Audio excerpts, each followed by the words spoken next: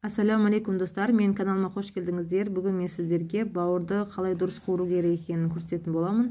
Яғни мен өзім осылай қуырамын, өте дәмді болып шығады. Егер видео ұнап жатса, менің каналыма тіркеліп, лайктарыңызды басып, комментарий жаза кетіңіздер. Ал ендеше біз бастайық.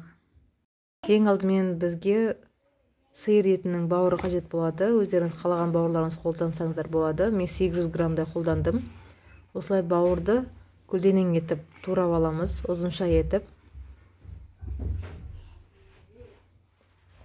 Осылай жіңішке етіп турасаңыздар тез пісуіне ықпалын жасайды. Енді бір ыдысқа осылай салып алып, барлығын осылай турап аламыз. Барлығын осылай жіңішке етіп турап аламыз. Сосын үстіне жарты шай қасық тұзды сеуіміз. Осылай араластырып, бір шетке алып қоямыз. Енді бұл арада пиязымызды турап аламыз. Пиязды өздеріңіз қалауларыңыз бойынша турасаңыздар болады. Мен осылай ұзынша етіп тураймын.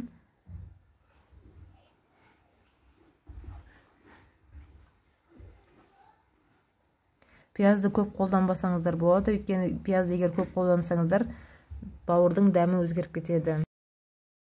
Табамызға майымызды құйып, қызып тұрған майымызға бауырымызды салып, осылай қуырып аламыз.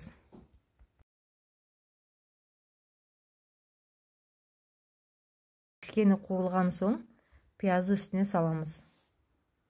Енді үстіне кішкене тағы тұз салып, қара бұрыш салып, өздеріңіз қалауларыңыз бойынша дәмдеушілерді қоссаңыздар болады.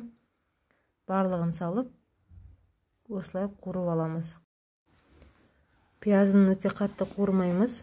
Пиязды біраз кішкене қуырылғанға дейін астын жай отта қуырып аламыз. Мінекей достар, біздің бауырымыз дайын. Өте керемет болып, дәмді болып шықты. Сіздерге де жасап көруге кеңес беремін. Жасап көріңіздер, достарыңызбен бөлісіңіздер. Достар, егер сіздерге видео ұнап жатса, менің каналыма тіркеліп, лайктарыңызды басып, комментарий жаза кетіңіздер. Көргендеріңізге рахмет. Ас болсын, сау болыңыздар.